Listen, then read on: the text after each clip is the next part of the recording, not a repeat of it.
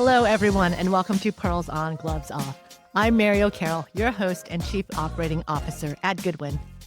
Today, I'm joined by Matt Sunderman, the CEO at HBR Global, a firm that provides law firms and in-house legal departments services related to strategy, legal technology, operations, and intelligence.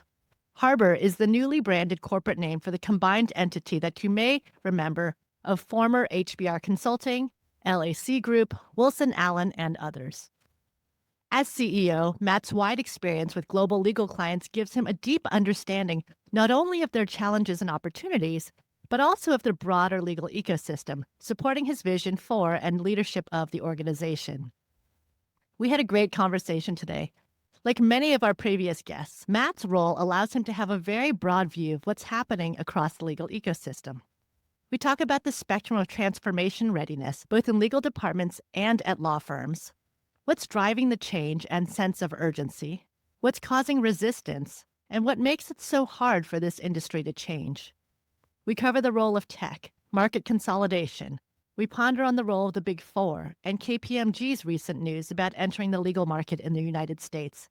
And we make some predictions about what the next year will bring. I hope you enjoy today's conversation as much as I did. Goodwin is wherever AI is, which means we'll be at HumanX, the #1 AI conference for business leaders. Join us on March 9th in Las Vegas for exclusive panels covering foundational legal and commercial topics pivotal to those navigating AI, including what to consider before making your next business decision. Visit goodwinlaw.com/HumanX for more details. How you doing, Matt? Great, you? Yeah, not bad. Thanks for being here. No problem. So you've been in this industry a long time. How long have you been in legal, actually? 2.5 decades. It's a long time. Long Yeah. time. Because you're so entrenched in it, I know what HBR does, working so closely with firms, tech companies, legal departments. I mean, you're all over the ecosystem. What's going on these days? Like, what are you seeing? What's changed? Has anything changed? There's no change over the last 2.5 decades. I mean, no. in some ways, there is no change. In some ways, there's a lot, right? You're right. I was having this conversation with someone actually today, and you kind of have to mentally calibrate who your audience is when you're walking into a room. I'm sure you feel the same way with your partners or other operational leaders in the ecosystem. Sometimes it feels like you're talking to folks that are kind of, 1998 oriented in terms of where tech and process was.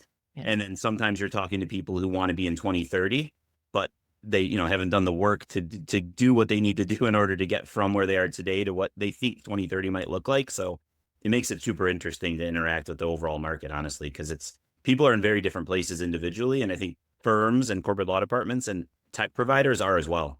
Yeah. And why do you think it's such a big spectrum of where people are?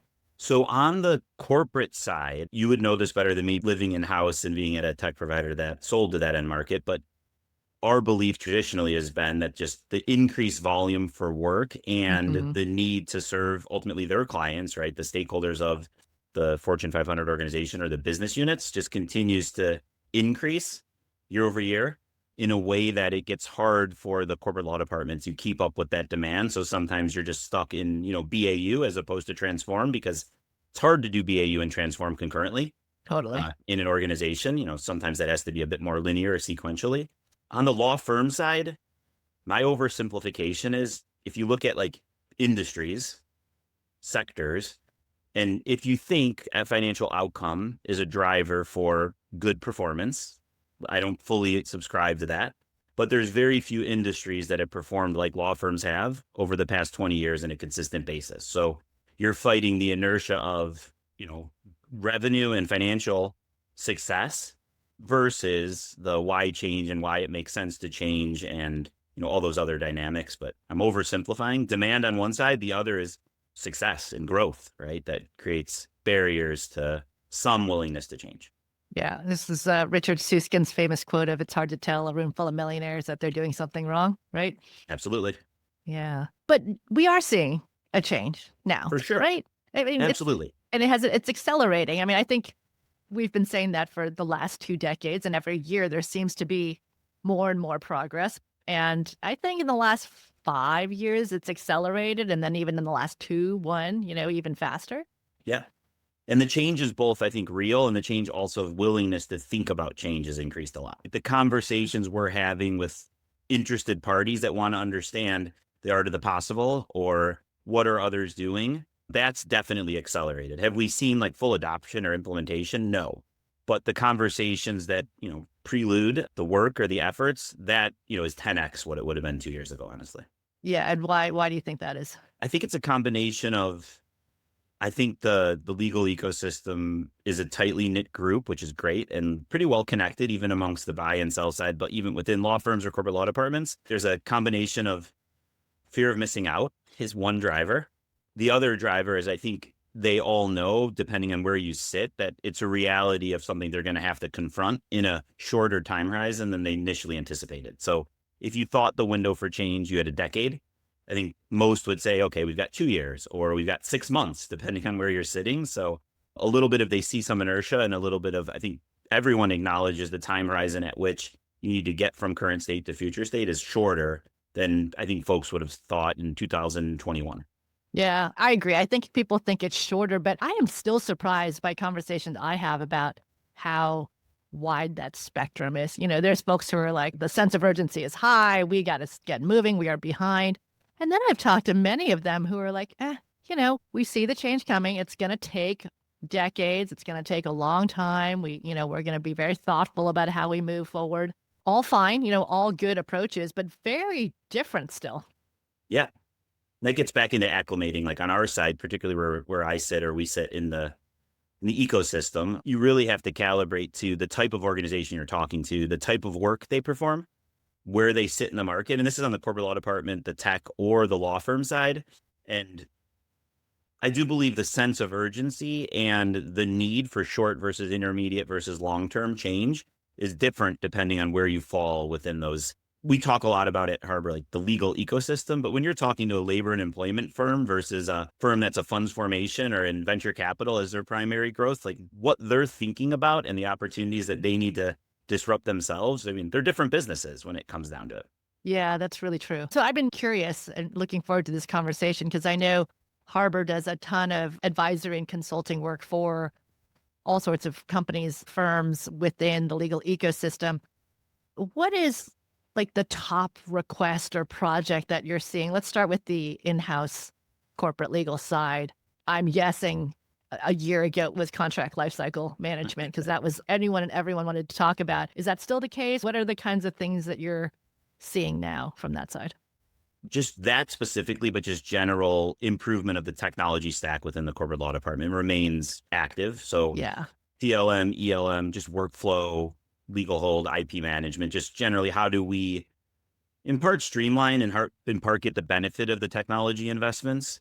We're starting to see more conversations around adoption of enterprise tech in the corporate law department. So think about workflow, right? Like generally speaking, Fortune 100 companies have large ServiceNow relationships or others that, there tends to be an increase on, how might we get some utility out of enterprise versus, legal specific tech. I don't think the pendulum has swung.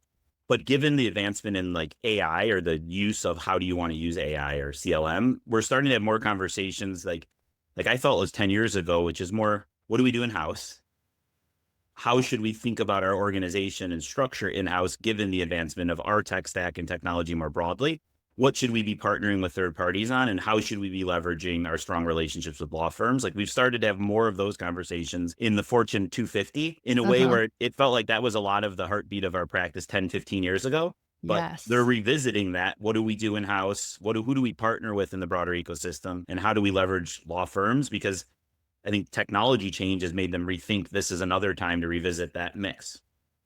Interesting. Still a lot of technology. Over the years, I've always gotten a lot of calls from investors, VCs, 10 years ago who were looking at the legal tech space and where they should start investing and such. And now I've said, the number of calls that I'm getting from funds and private equity, like later stage investments, has increased significantly. And still when I talk to them, they see such a big opportunity as TAM, right? Target addressable market in legal is so big because the penetration is still very shallow. We talk about CLM, DMS, e-billing, ELM, the mature companies that we know that have legal ops, like they're all thinking about it, but it's a very, very big pie that, is not using those technologies yet. Do you see that changing and faster, or are they jumping towards enterprise tech and leveraging different types of tools? I guess, like, where do you have thoughts on where all that's going? Yeah. So similarly, we have a lot of conversations with that part of in the ecosystem, right? Yeah. The investor community, and including Harbor, right? We've got growth capital from a private equity firm. And it is interesting. There's a lot of attention to legal. I think it's fourfold. This is an interesting one. So I want to make sure I hit the right 4 points. So let me think about it. I usually talk in threes, people have told me. So I've added a fourth to my list. But no, the four that, so one is, to your point, there is a fragmented and large TAM or SAM, to use the investment words, which holds true on the services side as well as the technology side. Two, which I think is a lot of the interest, is it's ripe for disruption still. Yep. Still. And that's an important part, like the still part. It hasn't yet gone from, the second inning of the baseball game. It's still in the second inning or the third inning from their Totally. view. Mm-hmm. Three, to your point, it's both like who's buying the tech today, but also just generally there's unmet demand. So there's legal services that aren't being provided to not just of individuals, which is a big unmet demand, but down market, right? Like Google, Meta, no problem servicing their business units. But even when you go down to $100 million companies, they maybe have one person in their entire legal function and probably zero technology, right? They're using enterprise tech. And then the last part is like regulation and consolidation. So deregulation, and maybe to expand what can happen in the legal, ecosystem, whether that's Big Four or others. That's been a narrative for many decades as well. But also just regulatory cycles enhance need. It's not contingent upon an event. It's just the ecosystem continues, and it's proven through different cycles, different legislative changes, it kind of up and to the right at a pace that outclips, GDP. Yeah. And it's into recession slower and it's out of recessions faster. So when an investor looks at it, it kind of checks, multiple different boxes. And then the last part, this is my belief, it's still hugely fragmented too. Like the AmLaw 100 on average has 1% market share. It's 100 billion of revenue. At the top end, you've got, I think Kirkland might cross 7 or 8 billion now. At the bottom, you've got, upper 500, but within the AmLaw 100, on average, they have 1% of market share. Within legal tech, they're generally still point solution oriented versus true ERPs. So there's an opportunity for, I think, some consolidation on the services side, the technology side, and then the services provider side as well.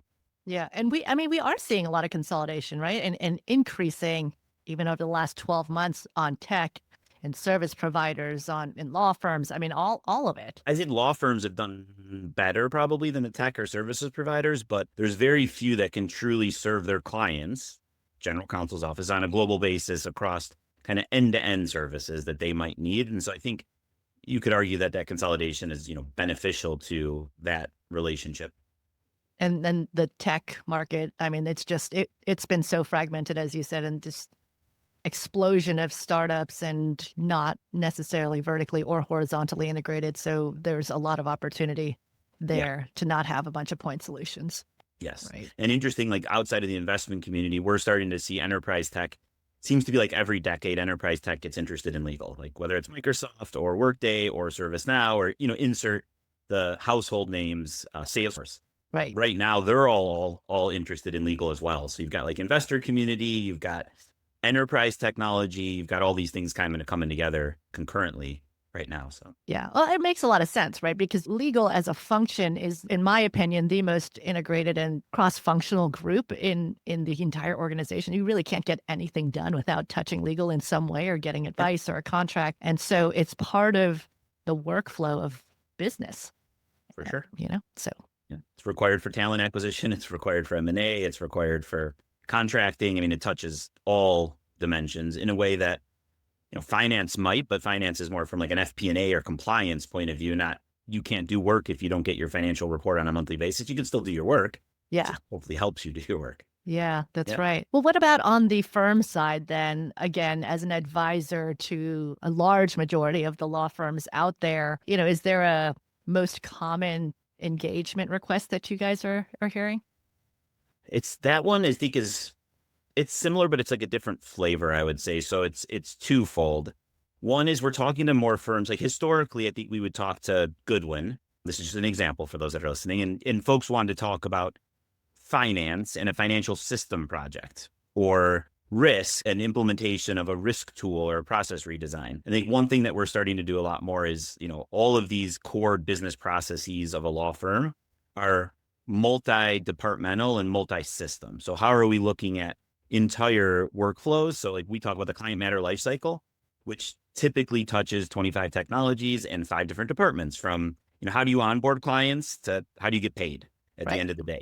And so we're having more, I would say, like transformational conversations. We still have definitely point solution conversations, but more enterprise transformational conversations relative to how do we, again, optimize our processes and technology investments in a way that allows us to look at, it's really the handoffs between departments, or typically where the opportunities are, or the trades between the technologies. So more conversations on that front, for sure. And then the second is most firms go into one or two buckets. Like, how do we invest to accelerate growth? Or how do we manage the needs of the L side of the P&L, the cost, to deliver on what we think we need to do to modernize the firm? And so some is, what should we be doing to accelerate technology or process investments? And equal parts on the other side are, some firms are struggling with, we're not used to our tech budgets going up by 25% a year for 3 years in a row, and we're not seeing a stop to that. How do we manage costs? We talked about like trying to assess who you're talking to. The AmLaw 100 is 50-50 in that boat. Some are, we have to do it, we need to supercharge and figure out a way to invest. The other are saying, wow, seems like it's a runaway freight train, and we have to figure out how to manage the investment appropriately. So those are, interesting conversations to have within one day with two different firms. Yeah, it is hard. I mean, having been on both sides, the firm side and the corporate legal side, transformation and investment in these things, it takes time, energy, resources away from other things. It takes money, and you often don't see the benefit of it for, I don't know, sometimes a year, 2 years, right? You might be in the red. You have all these great ideas that you want to put in place, and then all you have to show for it is a bunch of red. Particularly in the in-years, and Yeah. law firms in the US in particular are cash-based businesses, right? So that's Exactly. it's a challenging conversation to have, to get complete buy-in. Like, I think, again, everyone knows it's the right thing to do, but is it the right thing to do now, this year, within this fiscal cycle? Yeah, that's right. It's fascinating. And what about the collaboration across the ecosystem? Have you seen that evolve? What's changed? Has it changed? Yeah, I'm curious your take on this, having sat in both sides in the last couple of years, but we do think it has. We've always been believers that it's not a net sum zero, like 1 + 1 + 1, if you include the tech community, can equal 5.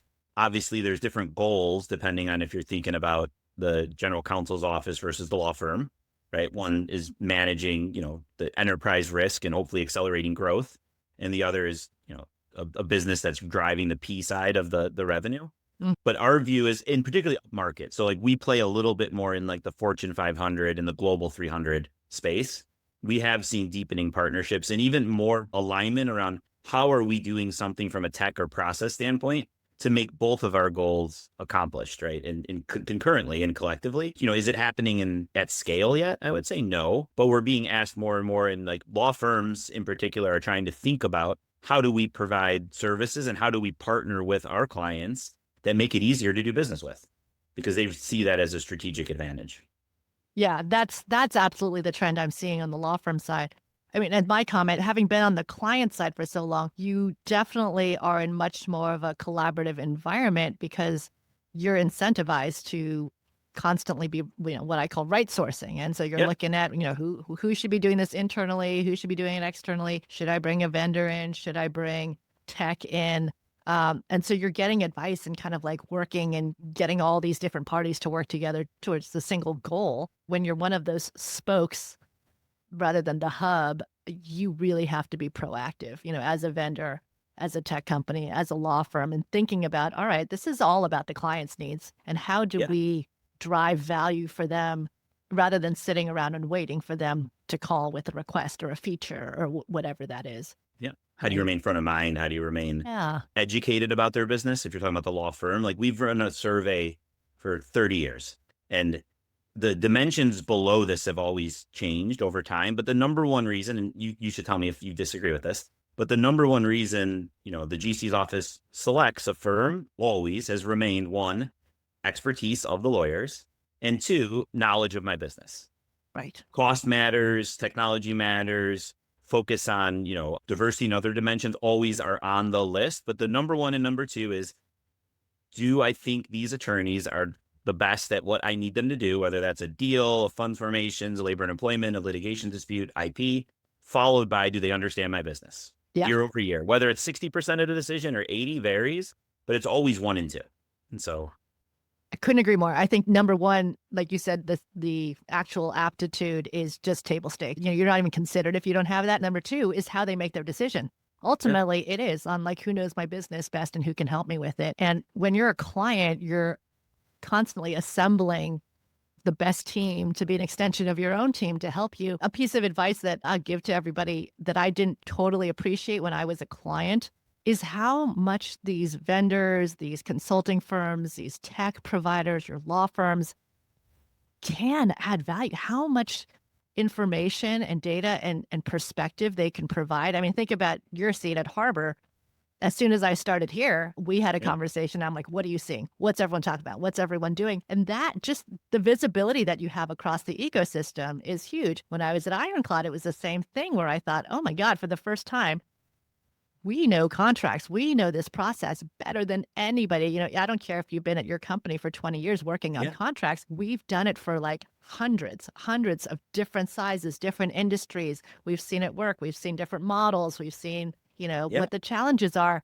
And if you are not leveraging all these resources as a client to like, this is free, right? This is free information and like insights. And that's what we talk about when we say you're picking a partner, not just a provider. Yeah. And that's critically important. The ecosystem should be an accelerator to you, helping you make decisions, whether or not they're the right person to help implement for you, or that's a separate piece. That's what, we try to be squarely focused on across the entire ecosystem. For that reason, it's just, how can we bring to bear some knowledge or expertise that even if it's just 2 or 3 reps, it's typically 3 more than the person that's having to do it for the first time. Accelerate speed to execution or de-risk success. Because when you were talking about investment, the other thing that, I don't say this in every meeting because I don't think people would respond well to this, but also like investments and strategic decisions and consumption choices, you have to also know that you don't have 100% success rate. So when you think about transformation, as an organization, or you're assessing which projects to do or which providers to work with or which technologists to select, it's like nobody bats 1,000 also. Right. So, when the law firm R&D mentality around doing it, it's kind of new for some firms, but then there's also to softly remind folks that 75% success rate is pretty darn good on your strategic initiatives. It's, no one bats 1,000. Yeah, that's right. Everyone still looks around at what everyone else is doing. I mean, I find that to be the case. Are you guys hearing that? Yeah, there's a lot of that. I think what we also find is there's a lot of flames, but not as much fire as you might believe too. And like we try to bring normalization of that. If like all you did is read a Law 360 or the American Lawyer headlines, you would think that everybody's operating, 10x more efficiently than you are. My analogy is always there's a lot more flames and smoke than there is true fires happening. There's incremental change happening, but it's not generally yet at enterprise, like the entire firm or the entire tech stack or the entire general counsel's office. It's pockets and it's specific areas, which is good. That's where you should start, but it's not like the whole business has transformed overnight. It's so true. That is true for, GCs and legal ops folks I talk to who feel so behind. And I'm like, oh, honey, everyone is behind. You're not. The tech companies that come out with all the hype of all the things they can do. And then, yes, every article about everyone's revolutionized everything. And you look under the hood and it's a wrapper. Oh, you're doing some things well, but probably not everything. How do we all navigate that? You're where you're supposed to be. Start with that mentality as opposed to behind or ahead, right? Because you don't want to be complacent. But I think that to your point, like the thoughtful assessment and prioritization and consumption choices. So like really thinking about what are the things that can transform or allow us to achieve our strategic objectives and focus on those handful of items as opposed to the entirety of what you could do. I think that is a challenge in even our advisory work, because there is a list of things that you could think about or your peer group's doing, but that doesn't necessarily mean it's the right things for you to do at this juncture. So I think that is a challenge on the general counsels and the law firm side right now. It's just prioritization given all the opportunity for change, disruption, transformation. So I think that is unique too. Traditionally, it was a bit more of a, we'll do one project a year, one big project a year, or one major systems upgrade a year. Now you might have to do multiple, and they're interrelated much more than they used to be. Like the data, the information governance, the security, the workflows, like all the tech and information is intra-related. So it's one ongoing project as opposed to a project stop. It is overwhelming how much opportunity or initiatives or projects we could all be working on. And again, that sense of urgency varies depending on where you see yourselves and where you see how quickly things are changing. You mentioned at the beginning of this conversation that we should all be getting ready. What are some of the things that we should be doing or thinking about, or do you have advice on how do we get ready? Yeah, I think the one thing is like we're trying to have folks think about is it is project with multiple different initiatives. So you don't redesign your business services organizational chart and then think about what technology do we need to support it, and then think about how does that then change the tasks or processes underneath it. It's like, how do you think about where you're trying to get to? And this is a project with multiple different work streams. I'll go to tech specifically, but for law firms, most are still predominantly on-prem environments in large law across their enterprise tech stack. So to us, that's your Microsoft plus your marketing technology, your documents, your intake, your finance, HR. Like maybe you're 50% of the way through the journey. How do you think about all 6 of those things becoming integrated, modernized with, aligned data, aligned workflows, aligned outcomes that you're looking to get to as a project, as opposed to 5 projects that are going to be run by 5 different direct reports on your team that have a start and stop. It's an ongoing evolution that is across the entirety of the organization as opposed to functionally led. I think that's a new mindset for professional services organizations at large. Yeah. We do work in accounting and consulting as well, and they have a similar, project-oriented, functionally oriented, as opposed to enterprise, interrelated initiative mindset about transformation. Yeah. And everyone goes to tech automatically. Is tech kind of the place to start, or how do we think about that, and what role does tech play in legal innovation? I think it's not typically the place to start. It's an enabler. So like, if you think about a continuum, there's the planning and like, how does this map into our strategy? Ideally, you're starting there, or you've made some decisions for internal reasons or budget reasons of this is the way in which this needs to roll out. That's okay. That's like slightly downstream. Then it gets into systems for us, like systems implementation, systems alignment, systems integration, data, cloud, security, changing of work processes, changing of your talent model as an outcome of the new tech. And then as you get through that transformation, then there's like, which is different than how do we now support it post? So like the latter 2 steps are tech enabled, but talent model and all these business strategy, all those other pieces also are thought of or should be thought of in parallel with the systems upgrade or the new system selection. So yeah, I couldn't agree more. Although, I like to think tech is such a great driver. People see the shiny object and they're like, we want some of that. And it is such a great catalyst for the conversations. Oh yeah. And that all the other things that need to happen that go hand in hand with, sure, we can have the tech. In order for that to be successful, we got to do all this other stuff too. And let's talk about that. So tech to me is probably, and AI even more so, just such a great driver of the right conversations for us all to be having. It's a great change management tool. Yeah. Right. On the flip side, though, the thing that's probably hold organizations back, and I think this is true not just for firms, but for really all professional services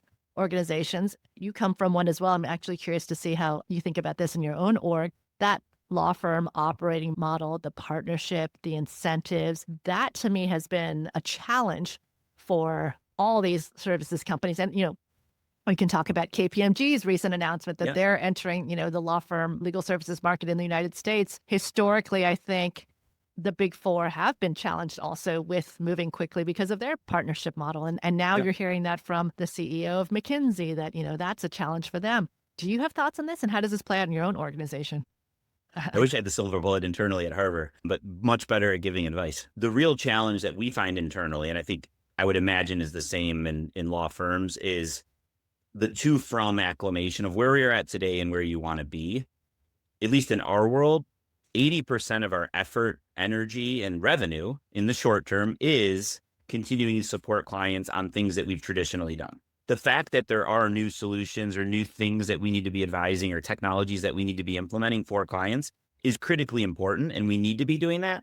But it's reminding ourselves that it's still 80% of on-prem upgrade or on-prem to cloud. Like that is still the core of the business, right? And it's operating as it was a year ago, 2 years ago, 3 years ago. Legal service delivery is the same from what we see on the law firm side. But then there's also thinking about, okay, if you click out a year, 2 years, 3 years, yes, some of this needs to change and we need to build some new capabilities and markets for ourselves. But how do you, one, invest around the right amount of time, and two, have the right amount of people focused on intermediate and long term, while still like the historical BAU is what the companies like accounting consulting firms, law firms, marketing firms, professional consulting firms, like they're still need to be focused on the current state while also having some sort of eye towards intermediate and long-term disruption of yourselves and what's going on in the market and what's the right balance of focus on those different pieces. And so, I've always thought about it, or we're trying to get super intentional about it, is 80% is a lot more similar to yesterday than it is 3 years from now. Yep. And that's intentional. Yep. We want the right 10% on new markets, new things, and the right 10% of the people focused on 2-3 years out. Because we feel like if we over-index to one or the other, you kind of miss the short-term opportunity, or you get too focused on the shiny new object as opposed to what's, the current state operating model. Yeah. And that's hard to transition from that. Totally hard. And you guys have grown a lot through acquisition in the past, right? And is that an ongoing strategy, and has it worked well? Yeah. So we're similar to like the law firm, I think the law firm community and the legal tech providers. It is a intentional, and we see it as a future outgrowth opportunity. So like equal parts building, extending what we do today, and thinking about new things and or markets that we can go into from a geography standpoint in particular, really to help serve the Goodwins or the ironclads of the world. Like how do we help serve where our clients are, which tend to be global in nature? And so how do we match that in all of our capabilities while still having integrated and consistent service delivery? So that's the journey of Harbor in the short term. Yeah. Going back to the comment, I'm curious your thoughts on the Big Four and sort of KPMG's big move. That was news this week or last week, this week? It was at the turn of the calendar. It was in 25. Yeah. Is it a big deal? My personal belief, I'm speaking on behalf of Matt Sunderman, is I don't see it being tremendously disruptive in the short term to what, I'm talking to you as the CEO of Goodwin, like in global 200 firms, right? If I look out into the shorter, in the intermediate term, to us, like tax has always been shade of gray. Are you going to, your CPA or your lawyer on some dimensions of tax advice as just one oversimplification of, I'm not at KPMG, but where they might start. But I think it can be disruptive to the legal ecosystem at large. But I think those that, we tend to work with and where you sit in the market or where a lot of our tech partners sit in the market, I don't see tremendous amount of change here in the short term. A little bit of the leading indicator for that is like what we've seen in EMEA, where right. Seen deregulation already for a number of years. And I don't think, if you were to talk to Freshfields or Linkladders or A&O or, Withers, who's like a top 25 firm in the UK, they would say it's tremendously disrupted our business model. I kind of feel the same way. I kind of look at, sure, this is new to the U.S. model, but they've been operating in this way in some shape or form outside the U.S. for some time. And I kind of wonder if the Big Four also look at law firms or other services providers as a threat and not just the other way around, It could be. Yeah, I never thought about that, but it could be. And to your point around tech, this could be another change management tool for the Global 200, just to think about what should we be doing proactively, right? We've got to figure out how to work with new technologies that are emerging, and there might be a new entrant. And if there is a new entrant, how do we respond to that? So it could spark, opportunities for the Global 200 firms to rethink some dimensions on how they practice. I would argue would be a positive accelerator and maybe even more differentiating than current state. Yeah, exactly. There's so much happening. There's so much pressure on this industry. Do you have predictions, thoughts about what happens next, or even where we all are going to be focused on in the next year or two? Yeah. I think 25 is the year of seeing like meaningful advancement on transformation, both tech and process related, for both corporate law departments and law firms. 23 was the start of the conversation. 24, I think, was a little bit more of market scanning of what are others doing? What should we do? How could we get benefit? How does this change our model? And I think sense of urgency is there, but I think also I felt like folks were kind of scared 18 months ago of how fast or what might change. And now I think a lot of folks that we're talking to are thinking about this is an opportunity for us now, but we have to start to make some incremental progress. And I think 25 is incremental progress year along all those fronts for all parties involved. Yeah. What's so interesting to me is in my conversations, a lot of folks are exactly what you just said, right? They're starting to think about it. This is our planning. We've got to enter the next phase of transformation. But then I hear we don't know how to do it. We don't know where to start. We don't know who should lead this. We don't know who should work on it. Like you said, we've got the 80% of what we do. Do we then split it up? Or do we create a whole new group to think about it on the side? Or do we hire a consultant like you? This is not a muscle that anyone's been using, right? For the last however long, 100 years, maybe even. Yeah. Oh, yeah. Absolutely. And it's tough because the traditional mindset tends to be, I'll talk on the law firm side, practice and or functionally oriented, right? Mm-hmm. The Goodwin funds formation team or your private equity practice focused on healthcare. I'm making all this up. Yeah, exactly. Did a lot of things to progress their practices over the past 10 years.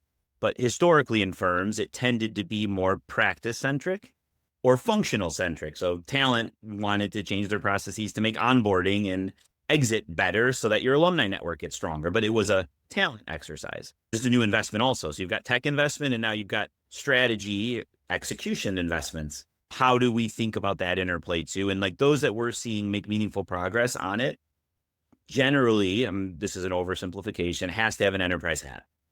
It's hard to do if you're wearing a practice or a functional hat to really drive the interdependency change that's required within the other functions or within the practices. So that's also a new investment that professional services firms aren't used to having to do, because Harbor is a victim of that as well. Tons of initiatives that we did that drove more value internally for our clients, but it tended to be, we call it enterprise operations, or one of our practices, not for the business across all of the practices, across all the functions.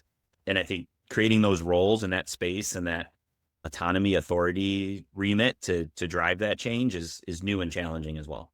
Yeah, the remit it's one thing to hire someone. It's a whole nother thing to know how to work with them or to allow them to set up for success. Right. Yep. And we had two in law firms. We've been doing this for a while. First, it was innovation, right? So there was innovation roles that technically sat across the org, whether they were focused on business services or the practice of, but they had non-functional remits, and firms, some did great, some struggled with how do we do that effectively. And then the next piece of it was data. Right? Who owns data? Well, everyone owns data accuracy, and the firm owns the data, but who owns the data accuracy and the firm's data horizontally? Law firms and general counsel's offices had a couple reps on this in the last 5 years relative to those two roles. This is another opportunity to maybe learn from how different firms tinkered with how do we create enterprise roles with enterprise remits that are the managing partner or the COO. Because it's easy when you're one of those two roles for others to see that. But if you're not the managing partner or the CEO or the COO, it's harder for organizations to adapt to what's this role and why are they coming in, messing around with my department or my area.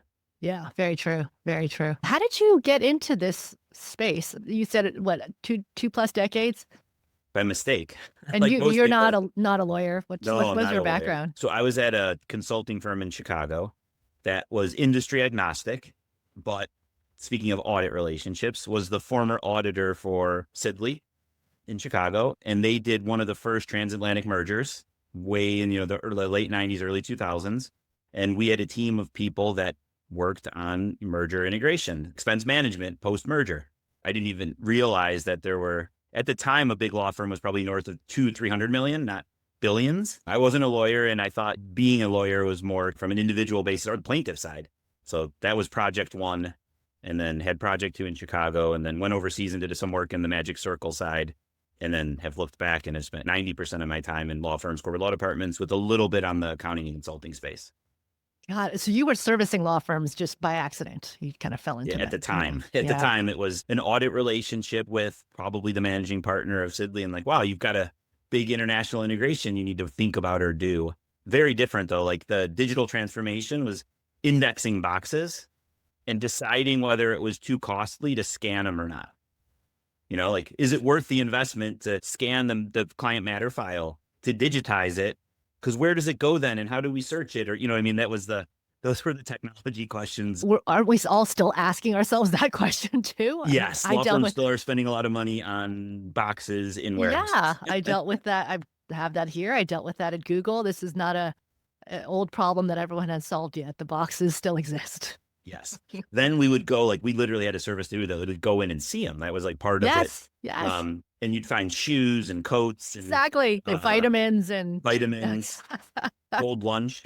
Like, that Yeah. was, And you're paying to store that and you don't no idea what's in those boxes. It's fascinating. But it's maybe 5 to 10% of the spend these days. That was like a big chunk of your IP at the end of the day. That was your IP. Yeah. So did you just love this world and you wanted to stick with it, or did it just happen by chance? No, we did. I mean, we started to focus on it as an outcome as like the organization I was part of at that time, which was Huron, and then wanted to focus on, like, we liked the professional services nature of it, like the sophistication of the environment of law firms, thinking about like how, you know, they run and manage their business. And, you know, at the time it was run by only lawyers for the most part in major metro areas. So like probably like the wrong reasons why initially, but then really found this to be like similar to why the investors are still thinking it's exciting, an industry that was ripe for change and technology and other disruption. And that's continued to be the case for 20 plus years. So I'm curious, because I talk to investors all the time. Do you think this is a good space to be investing in as an investor? I do.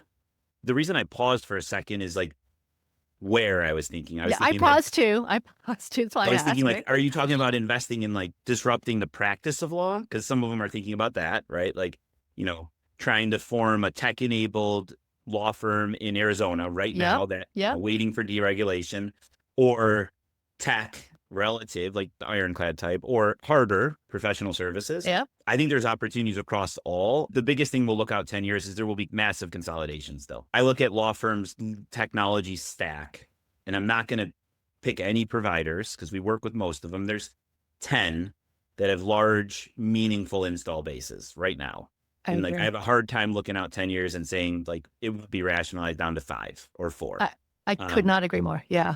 And even on the corporate side, you've got so many different solutions. And, you know, there's the idea of ELM, right? The enterprise legal management, one-stop shop. But those, I mean, let's be honest, they don't really service not best in breed or best of class for all the things that you need to do. And so you do still end up buying a bunch of solutions, trying to orchestrate the data to make it all talk to each other.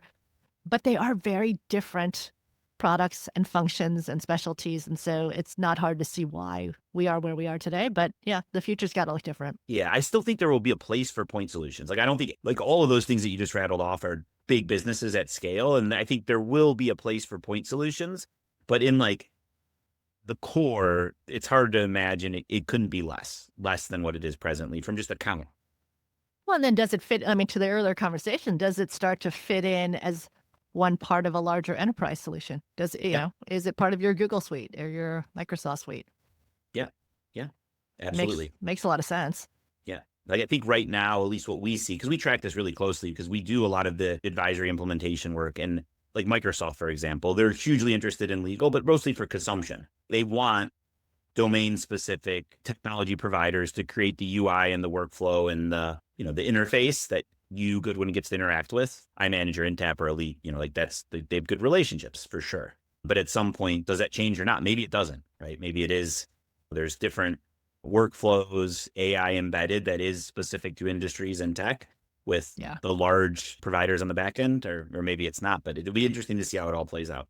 Yeah. And my hesitation also when I try to give advice is, look, it is, you know, if we think about technology side, it is not like every other SaaS solution that you're selling in, because lawyers and legal departments buy differently and their budgets are constrained and the change management is hard and the incentives are not always there. I mean, it's like one thing after another that it makes it much more challenging, which is why I'm always surprised that there's still so many startups entering this space who don't come from legal. They're just like, wow, there's a big market for this. And I Big see TAM, dollar Sam. signs. Yeah. And I'm just going to go in and try to address it. And it's like, it's not what you thought. It's not just like all other SaaS. Well, and also from the investors, like the easy answer is like, if you pick the right ones, the right management teams, the right tools, like, yes, this is a great area to invest, but you need to be thoughtful. You need to understand the end market. You need to understand the dynamics. That's right. Because like I have to explain to people still that are coming in, like, why are there only 500 large law firms? I'm like, this, like, why is it 2,000? I'm like, no, like if you think about, north of $100 million of revenue up through 8 billion, there's 500 of them. And, just folks that haven't been in the ecosystem for a long time just can't wrap their heads around, you mean there's not 5,000? No, it's 500, so. Oh, well, then on the corporate side, every procurement team that gets involved with legal spend for the first time is like, what do you mean? Everyone has a different rate depending on what office they're in and how many years they've been in this. What do you mean? Why is it pricing different? It's like, that's how it works in legal. Very different beast. Yeah, why do you pay more for a tax person than an M&A person, than an IP person, than an L&E person? Why do you guys have your own AP system called e-billing, right? And your own like procurement department. Totally. Yeah. So it's in a lot of ways. Yeah. It is. Yeah. I mean, to answer your question, I mean, that's why I've stayed in it, honestly, is because all these little nuances and intricacies that I think me and like the team enjoys navigating, right? It's exciting. Yeah. And that's why it's great talking to you guys who have been in it versus just general consultancies that are new to the world. Yeah. There are all these intricacies that are valuable and the history and, why it is this way. And while we all know it doesn't need to look like this in the future, there's just you need to understand how we got here. Yeah. Now, how about yourself, though? Because you've been in 2 AmLaw 25s and in a Fortune 20 and in a leading legal technology provider. So you've got an interesting 360 view. Yeah, there's no better time to be in legal. This is why I haven't left. It's something I know you and I share. It's a passion. There's so much opportunity. There's so much changing. There's so much pressure. It's dynamic. It's never been the same job or even the same industry, it feels like, in any of the years that I've been in this world. I like lawyers. They're special people and they're fun to work with and they're challenging in their own ways, but I feel like I get them and I want to help and make their lives better. Yeah. And help the clients. And it's been a really fun industry and the community is fantastic. Like you said, it's a tight knit group. My work is not done. So that's why I'm still here. I'm in the same boat. I like the way you said it too. Like when you were talking about your experience and your most recent in-house, it really is a business accelerator function. Wherever you sit in it, it should be viewed as such. And I think those that haven't played in legal don't think of it that way at all. Yeah. Right. They think about it as, slowing down or risk mitigation but I'm assuming like the advice your attorneys are giving to clients and the advice your clients are seeking from your attorneys and the tech that sits between it is meant to drive growth, at its core for all the organizations. So it's a business accelerating part of just the economy. 100%. And I mean, that's a big reason why I like having this podcast is because I can find the people who are doing that and who are thinking that way and try to get that message out there and, share their stories about how do you accelerate and not be holding everyone back. It's important. Yeah. It's a giant, but tiny, tiny, tiny world in like legal, so. The other thing that I like wrap my head around is because we both operate so closely with it, but the last I checked, and I'll be wrong, so don't fact check me on this one, but like you think there's just, everyone's a big partner, right? Like, cause we interact with so many of them and you forget there's like 25,000 total in the US, big partners. It's defined by AmLaw 100. Sure. And so also you talked about like the procurement function of a GC's office thinking about dynamics around just supply and demand. Like there's 25,000, not millions of law partners in the United States. So there is a interesting supply demand dynamic too, which drives the financial outcomes as well. It's true. And then you go down the path that they're not all interchangeable, right? There are specialties and industries and industries and practice of law. So if you really get down to it, like we need a specialist in this jurisdiction with international experience for this specific area of law, like you're down to 20. Who's not conflicted, then half of them are gone, right? There is a lot of options depending on where you're playing and depending on what stakes you're talking about. There's really not. If you want, the right business accelerant legal advice. Yeah. Fascinating. Well, Matt, I can't thank you enough for this Flew by. conversation. Yeah, this was a lot of fun. We're already out of time, but I knew this was going to be great just because you see so much across this whole ecosystem. So thanks for your time and for being here. Yeah, thanks for asking, and we'll talk. Sounds good. Keep an eye on this space, right? I'm Mary. Okay, thanks.